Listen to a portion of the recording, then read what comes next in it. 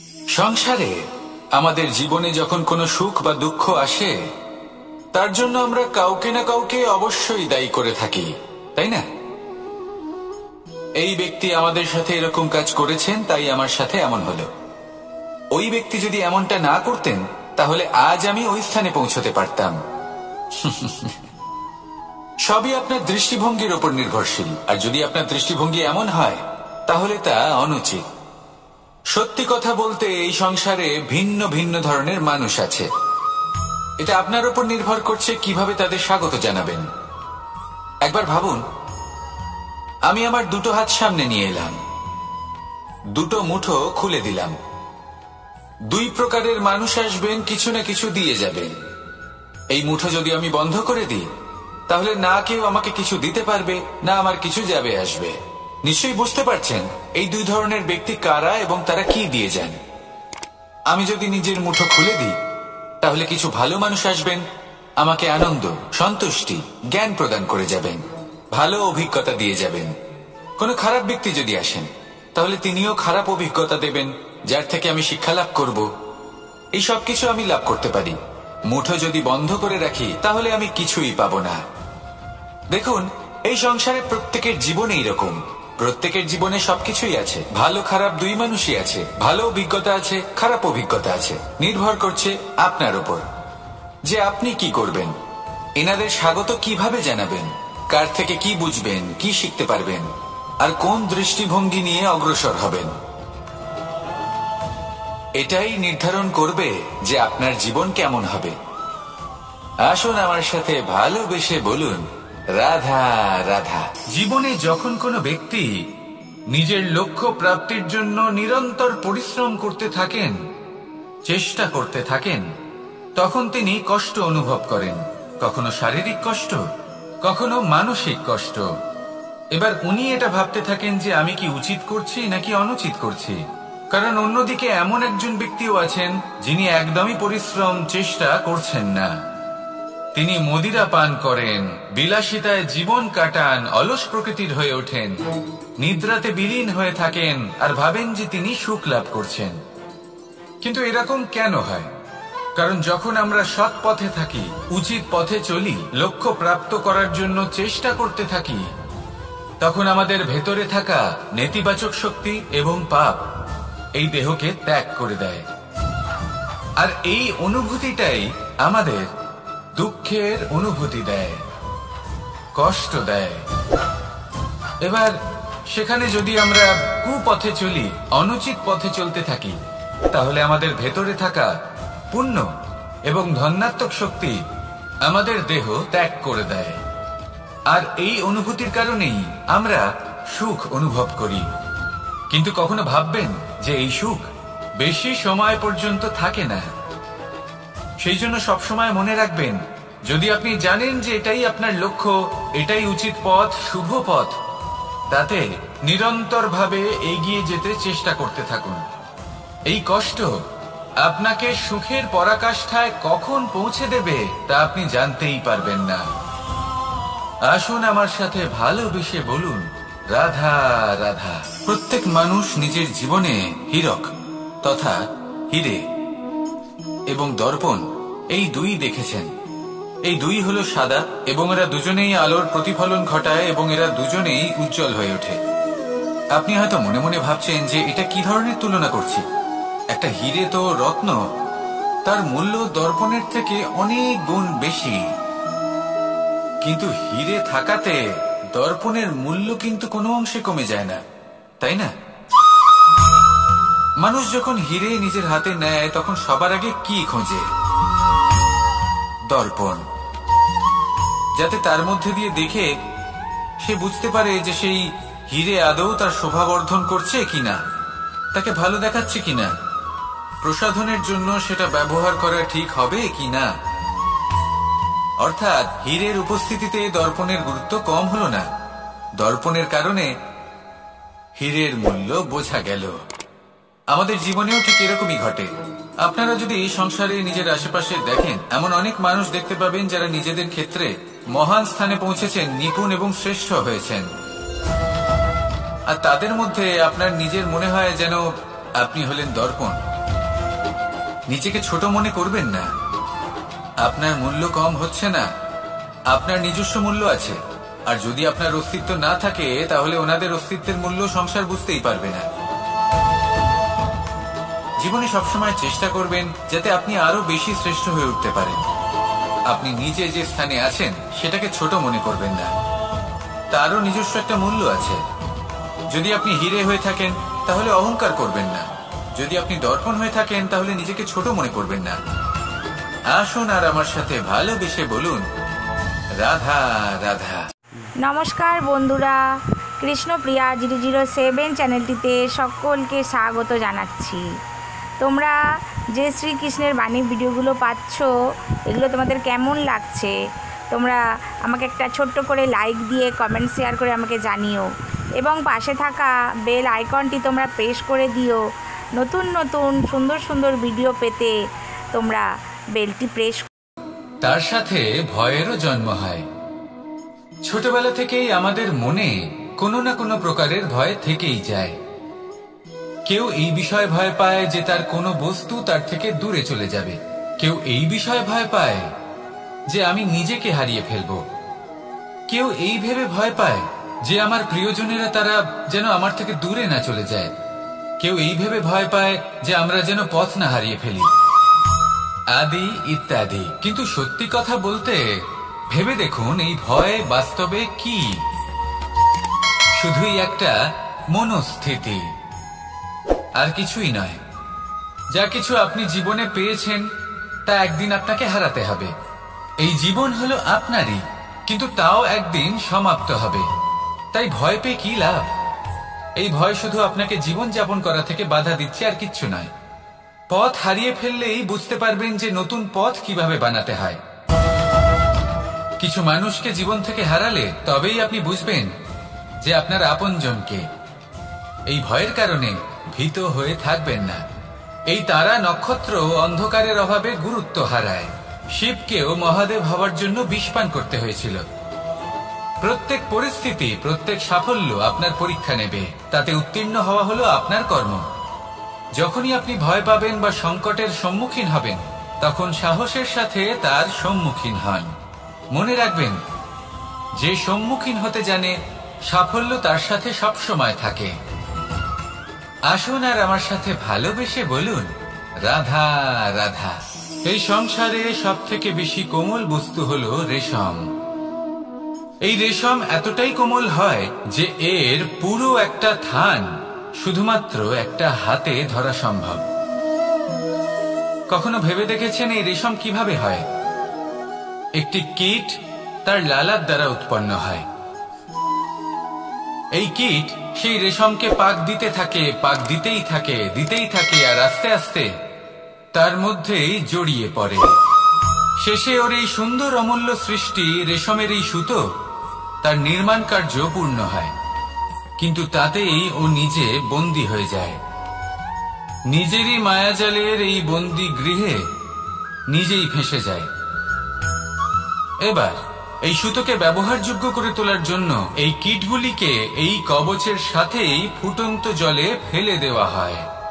এই সংসারে যদি আমাদের স্বপ্ন এই সংসারের দুঃখ হরণ করার জন্য, এই সংসারে সুখ বিতরণ করার জন্য হয়, তবেই আমাদের প্রগতি সম্ভব। যদি আমাদের এই স্বপ্ন শুধুই আমাদের এবং আমাদের স্বার্থ সিদ্ধির জন্য হয়, তাহলে এই স্বপ্ন আমাদের অন্ধ করে দেবে, আমাদের অন্ধকারের পথে নিয়ে যাবে, আর আমরাও সেই কীটের মতো হয়ে যাব। নিজেদেরই মায়াজালে আমরা নিজেই ফেঁসে যাব, আর শেষে আমরা যদি কিছু লাভ করি তা হবে একাকিত্ব, অন্ধকারময় মৃত্যু। তাই স্বপ্ন অবশ্যই দেখুন, কিন্তু এমন ভাবে স্বপ্ন দেখবেন না যে তার এই বন্দিগৃহে আপনি নিজেই ফেঁসে গেলেন। স্বপ্ন দেখুন পরোপকারের, পরমার্থের, সবাইকে উদ্ধারের, অন্ধকারের নয়। তবেই কল্যাণ হবে, আর তবেই হৃদয় প্রসন্ন হয়ে বলবে, রাধা রাধা। মানুষ যখন এই সংসারে প্রবেশ করে, অর্থাৎ জন্মগ্রহণ করে, তখন নিশ্চিন্তে থাকে, আনন্দে থাকে। কিন্তু যেই মাত্র তার মধ্যে বোধশক্তি আসে, তখন সে চিন্তা করতে শুরু করে। চিন্তা ভবিষ্যতের, সেই সমস্ত বিষয় নিয়ে চিন্তা করে যা ওর হাতে নেই। তারপর বড় হয়, বিবাহ সম্পন্ন হয়, গৃহস্থ জীবন যাপন করে, তারপর আবার চিন্তায় মগ্ন হয়ে যায়। ভাবে এই যে আমার পরিবার, আমি কি ঠিকমতো তার খেয়াল রাখতে পারছি? কাল যখন আমি এই সংসার থেকে চলে যাব তখন আমার এই পরিবারের দেখাশোনা কে করবে? শেষ পর্যন্ত এই পরিবার তো আমারই উত্তরদায়িত্ব। যাক, আপনাকে একটা প্রশ্ন করি। এই সংসারে আসার পূর্বে আপনি কি এই প্রশ্ন করেছিলেন, এটা ভেবেছিলেন যে আমাকে ছাড়া এই সংসার কিভাবে চলবে? করেননি, তাই তো?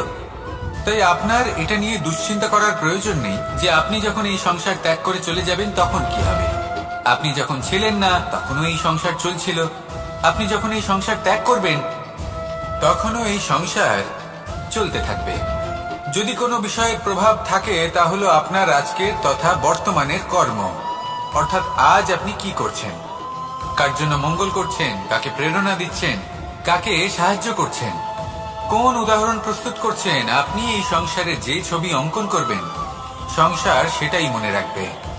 তাহলে শুধু সৎকর্ম করুন, মঙ্গল করতে থাকুন, আর আমার সাথে ভালোবেসে বলুন রাধা রাধা। একবার একটা শেয়াল বনে বিচরণ করছিল। ও একটা ছোট্ট শাবক দেখতে পেল। ও ভাবলো আজ একেই আমি খাবার হিসেবে গ্রহণ করব।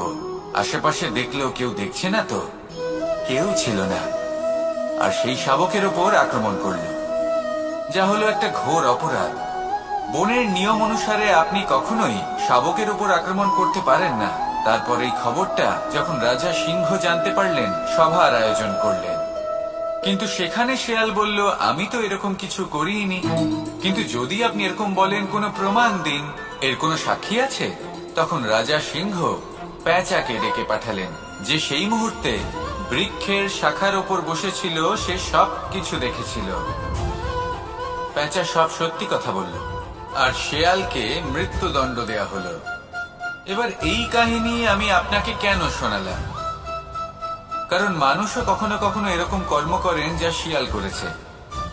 এটা ভাবেন কেউ দেখছে না, যখন আমি অনুচিত কর্ম করতেই পারি।